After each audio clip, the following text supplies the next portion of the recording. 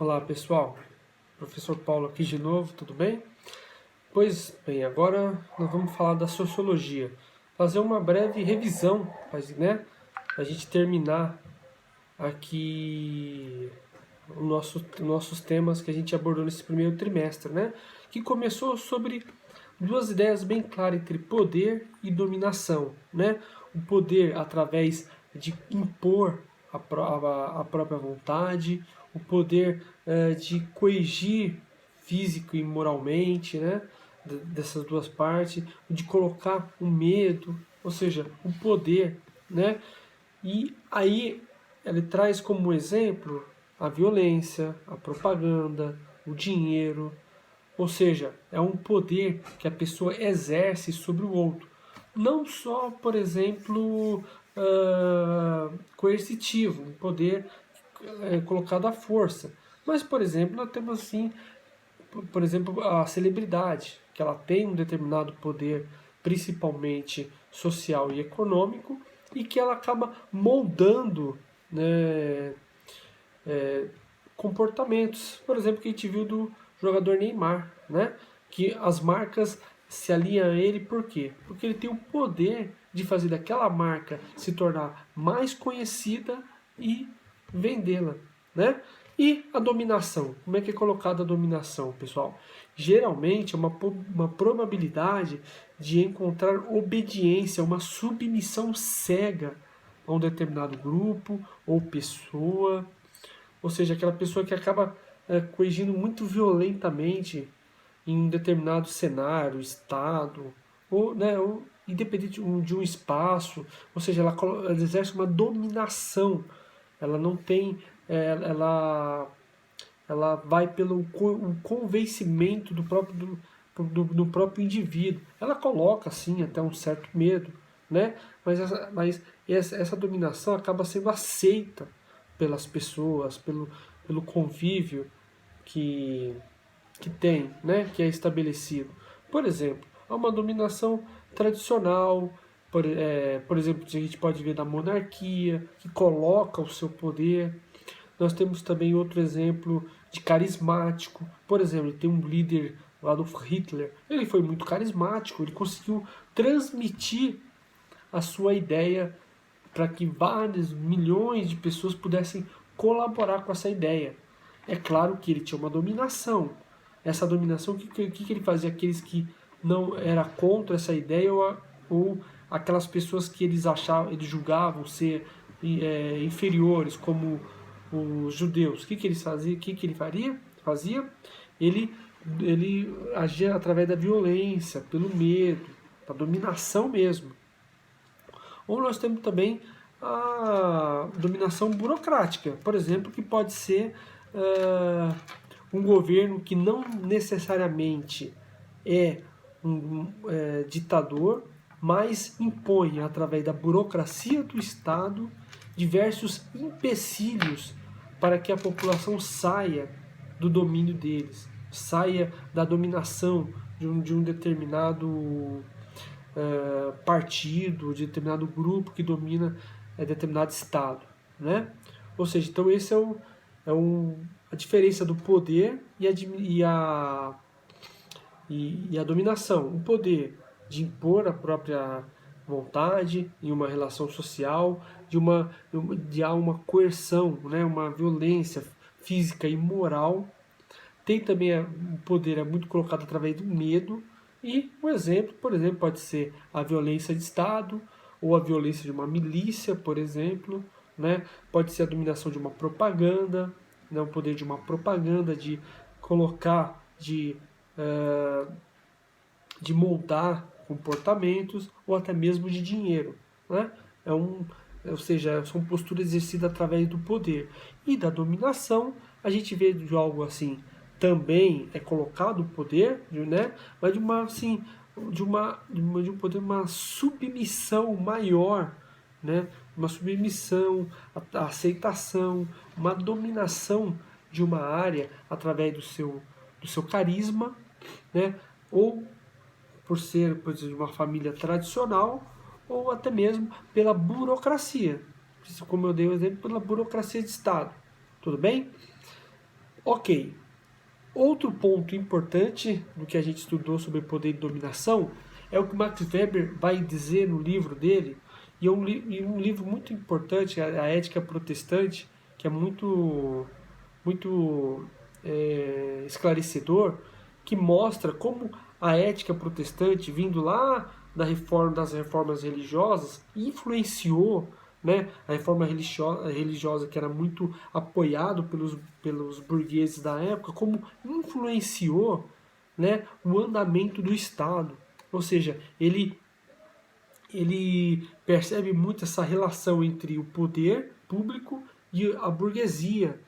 E através disso tem várias formas de dominação, né? Segundo Max Weber. Por exemplo, a gente tem aí na página 2 do caderno de atividades um resumo bem interessante, que ele fala assim, o seguinte: a dominação tradicional, que tem a relação de fidelidade, reconhecimento da autoridade pelos costumes e pelas tradições, que pode ser, por exemplo, uma monarquia, né? Mas que essa monarquia ele sempre está ligado ao privilégio, à dominação estável, que atende os certos interesses de uma classe que os apoia, né?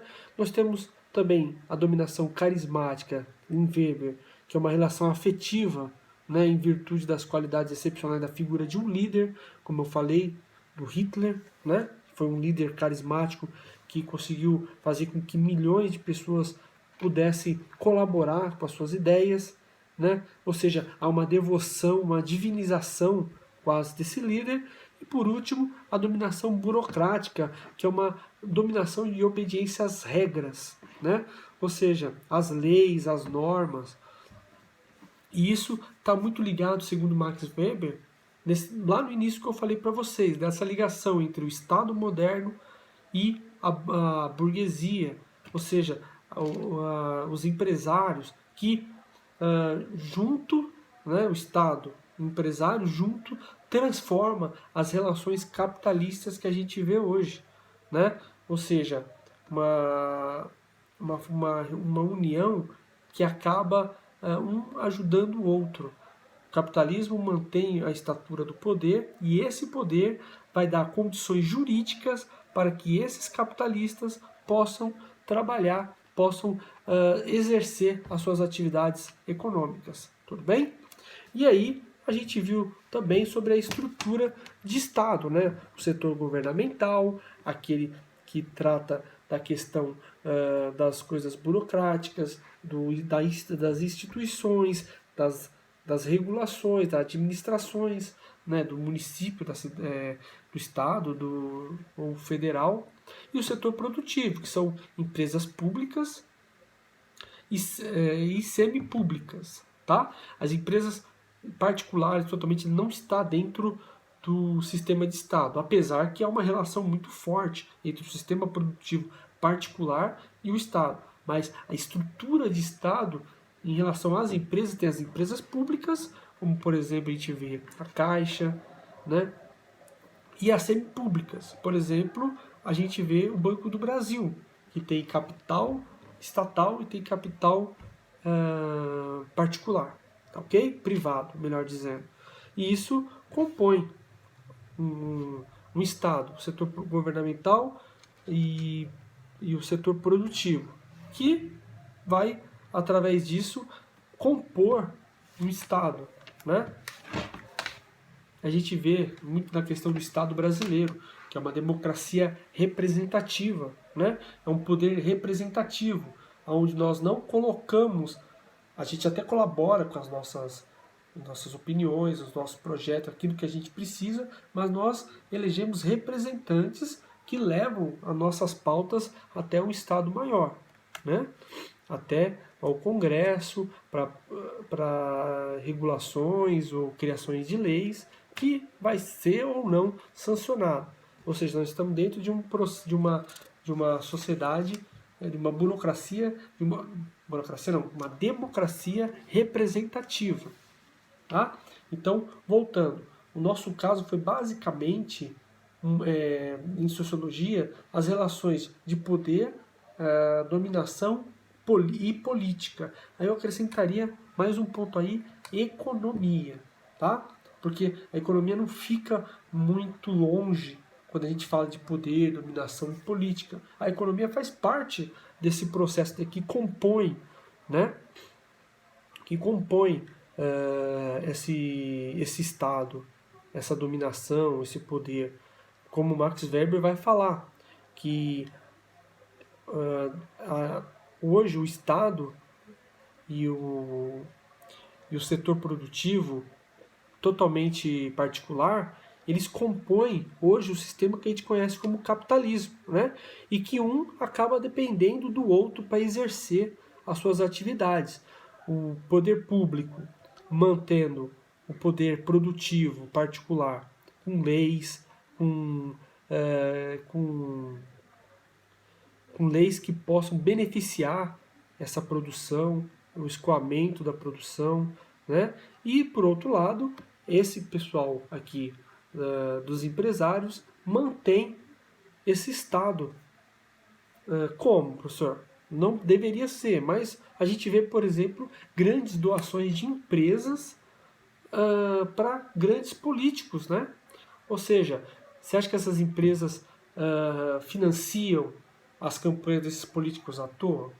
Claro que não, né? Sempre tem algum interesse. Como a gente vai ver, últimas eleições, a Friboi doou cerca de 60 milhões para candidatos a presidente. Ela doou porque ela é boazinha? Não, porque ela espera um retorno lá na frente, né? Claro, ou seja, claro, mas isso no Brasil está tentando mudar com o financiamento público de campanha, que também é muito polêmico, né? Traz também essa forma burocrata do governo brasileiro de tirar, por leis, medidas, tirar dinheiro público para financiar causas particulares que são dos partidos. Então, tem essa polêmica muito grande em discussão e muito importante para a sociologia, e é muito importante que acompanhemos isso muito de perto.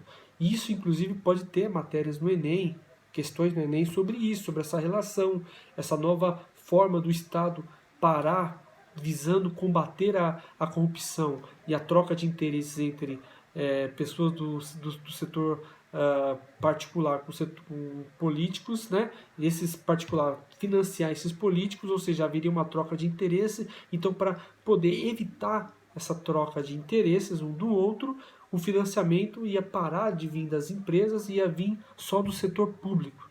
É perigoso, é polêmico, porque tira dinheiro público nosso, nossos impostos, para poder bancar causas particulares que são de partidos, né?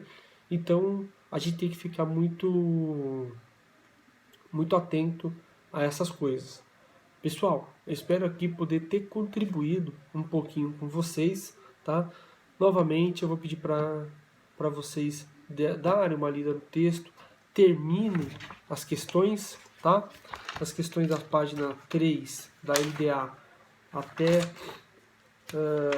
a página da página 3 até a página 10 são questões de múltipla escolha para a gente poder dar continuidade, tá ok? E aí no próximo vídeo, ou quem sabe na próxima aula a gente já em sala, né? Nós podemos corrigir, tá ok? Pessoal, um grande abraço, fique com Deus e até a próxima. Tchau, tchau.